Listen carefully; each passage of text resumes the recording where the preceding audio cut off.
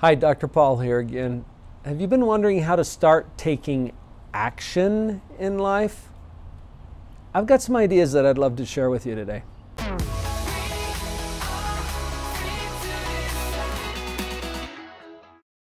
The biggest barriers that I know of to success and actually taking action or making steps: fear, right? You know that fear shuts you down sometimes.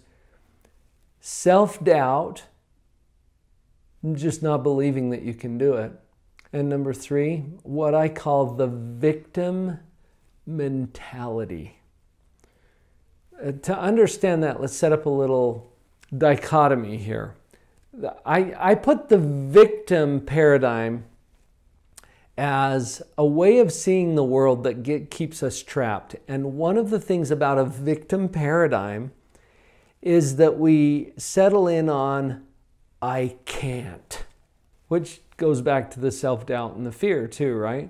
I can't. I can't. What's the next step after I can't?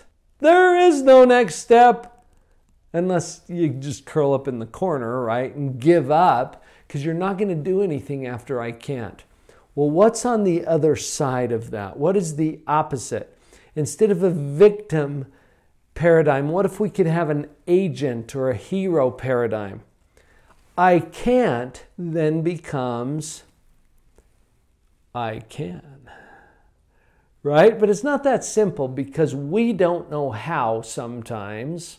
So instead of just I can, let's use a question over here that turns the brain on. How can I? That's a helpful question. You don't have to have the answer yet, but if you ask, how can I?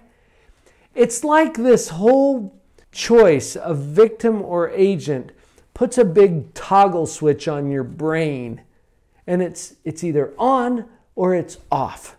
When you say I can't, which position is the switch in? Off. Nowhere to go from there. What if you say, how can I? Bing! We turn that brain on so that we can start looking at different possibilities. Fear, self-doubt, and the victim mentality, particularly the phrase, I can't, that's what's getting in our way. Okay, what are the remedies then? Let's follow up on the fear, maybe first. Fear is a response that your brain has to threat. Whether it's a real threat or a perceived threat, your brain is designed to react to threat through what we call the fight or flight response. Fight or flight response is just your body's way, including your brain. Your brain is part of your body. Did you realize that? People ask me, is it my brain or my body? Well, your brain is your body. It's an organ in your head. I make a distinction between brain and mind. Now that's a good distinction to make. And your brain isn't your mind. Your brain is part of your body. Your mind is you. And you're inside of there. The brain is an organ that is designed to take care of a lot of different things in your body, including keeping you safe. And when fear kicks in, it triggers a fight or flight response that originates in our brain but goes through our whole body because there's chemicals that get secreted into your bloodstream that prepare your body to do one of those two things, either fight or get the heck out of there. So to really take action, we have to get past the paralysis of our fight or flight response and get that brain engaged in thinking mode. It's a different part of your brain that handles this. There are a lot of ways to do that. I think just understanding that your brain has these different modes and then noticing, am I in fight or flight mode? Well, if I feel like fighting or running away or freezing, which is another version of that, if I'm paralyzed by fear, probably it's not the right part of my brain that I need to solve this problem. Get that part of your brain activated again by doing some of the things that you've learned here on the channel, but realizing that you have these different modes of brain functioning. Turn your brain on. That's the first remedy. Okay, now the second barrier that I mentioned was self-doubt. And I thought a little bit about, okay, well, what's a good remedy for self-doubt? And one of the obvious things that occurs to me is other people are doing this. My wife Vicki refers sometimes to trusting the tried and true.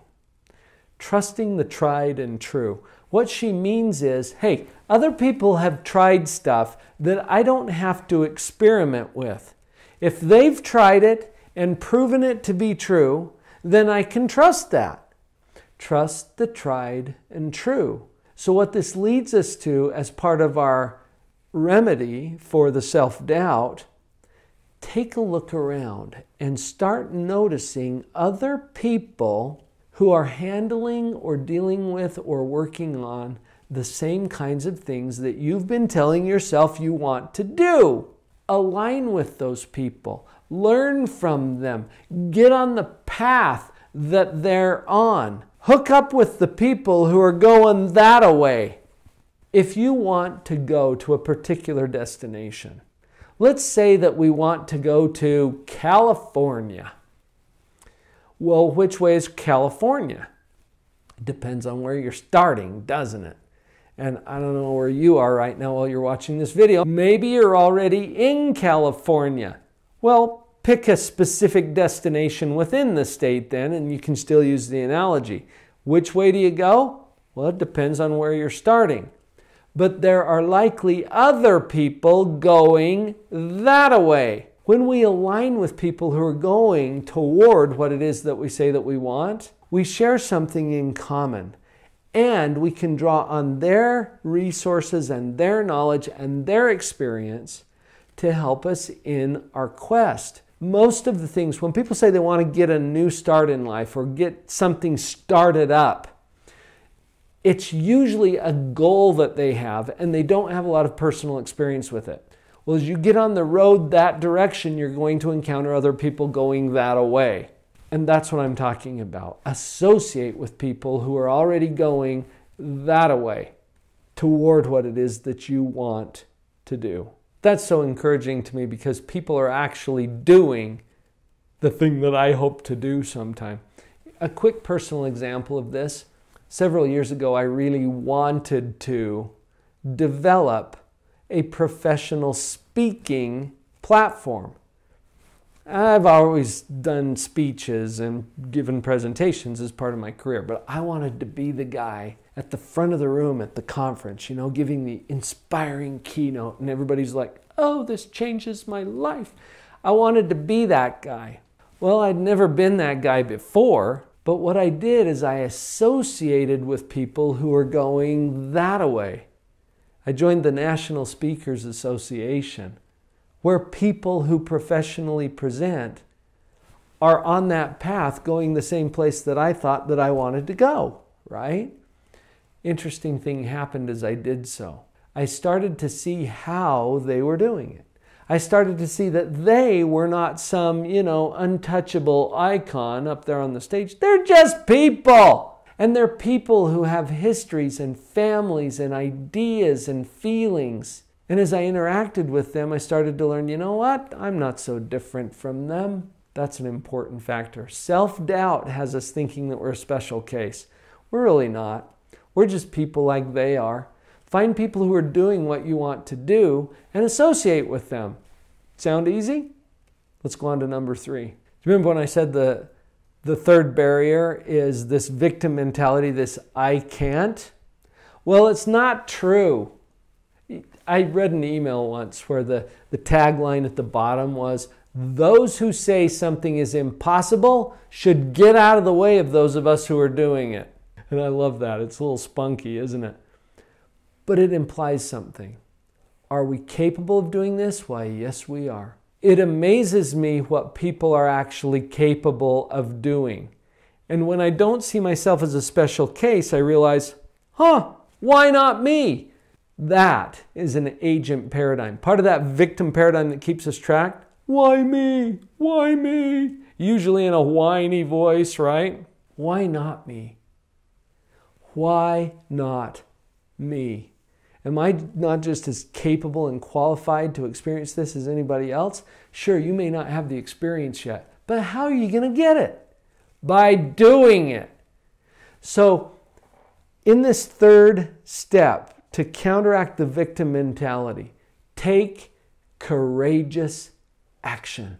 Now, notice that courage implies fear. Yeah, it's defined by it actually. It's not courage if you're not feeling a little fear. Dr. Susan Jeffers wrote a book called Feel the Fear and Do It Anyway. I love that title. It may even be better than the whole book, but she identified some really important points in that book too, among which are this. There's a common belief at the root of every fear, and that belief is, I can't handle it. Yeah, I agree with Dr. Jeffers on that. I think that's the fear that gets in our way the most. As we take courageous action and we bypass that subconscious resistance to taking action that says, oh, I don't know if I can handle it. Yes, you can. Many people have handled it before you. You're not a special case. Can you do this? Yeah. And you'll do it by taking courageous action, which means that you already have the fear. But you do it anyway. Hey, a big thank you to all of you who have subscribed to Live on Purpose TV. I'm honored that you're here. If you're new here, click that subscribe button right down there and stick with us.